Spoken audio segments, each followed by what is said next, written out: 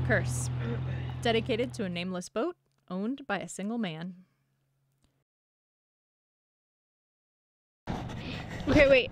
Should I do it so that none of the boat gets in the picture, or should I do it with a little bit of the boat in the picture? Okay. Ready.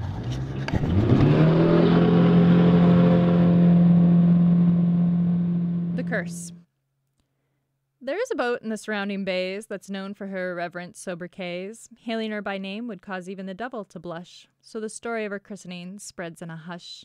'Tis bad luck to have an unnamed boat on the sea, and here is a story best not told in mixed company. Regardless of one's stance on divinity, a curse is often the same as an obscenity. The boat was unnamed when Bob first put her in the sea, an act that could be considered sheer blasphemy. A pragmatic man, Bob scoffed at the notion of placating the gods through the pious devotion of dedicating boats to honor a protective deity, as was the origin of naming vessels at sea. Although now the reasons for naming lack such sincerity, not naming a boat is a grand act of temerity. So there's been some heated speculation whether the unfolding of events was due to correlation or if Bob caused it through his temptation of fate. But from that first launch, Bob never again got a date. Certainly it had nothing to do with his powers of attraction. His wooing previously drove most women to distraction. That's why some called it a curse from divine providence, but the skeptics said it was simply mere coincidence. Not a man usually given over to superstition. After years of ignoring his boat's nameless condition, Bob's inability to bring any relationship to fruition overruled his typically nihilistic disposition. There was a lass who seemed receptive to his advances, and with his track record, he didn't want to take any chances. His desire for companionship gave way to suspicion, so he hedged his bets and decided to observe tradition. Bob asked his object of affection to help him bestow upon his boat the name he had picked, apropos. He was truly testing the patience of the Almighty, choosing the name of the goddess of love, Aphrodite. In an ironic twist with this attempt at the sardonic, Bob's hubris dredged up a hex from the chthonic. Hades himself chose a baptism by fire and brimstone, and for this final iniquity Bob would surely atone. Now, according to ancient nautical lore, a boat already afloat must sail backwards before the naming of the boat will be consummate, but Bob jumped the gun in his eager state.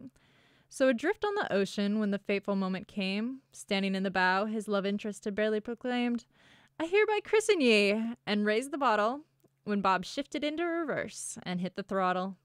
She tumbled forward and flew out of the ship head first. At that moment, Bob knew he was truly cursed, because as she went flying, she let an expletive slip and broke the champagne bottle on the bow of the ship. Bob pulled her back in, resigned to the laws of the divine. In their eyes, the boat's name was now forever enshrined. Regardless of whether the new name was horribly profane, the deal had been sealed with a bottle of champagne. But the state will not grant an offensive name approbation. Bob had to choose another name for registration. Now every mariner worth his weight in salt knows that renaming a boat brings a whole new set of woes. By this time, Bob wouldn't test the god's equanimity. He had learned his lesson with a boat that claimed anonymity. The boat's name was already etched in Poseidon's ledger. Yet along with his good looks, Bob was also quite clever. Bob used a different moniker that had a similar definition, and although the new name was motivated mostly by attrition, irrespective of a curse from above or a matter of chance, after naming the boat, Bob again found romance. And to the laws of both gods and men he could abide. That's why you'll now see him in his boat with his lovely bride. To avoid any offenses, the obscene name was bowdlerized.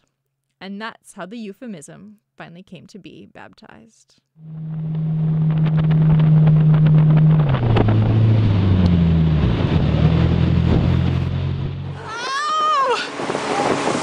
Bob, you're a fucking gutsy bastard. Well, that calls for a shot of whiskey.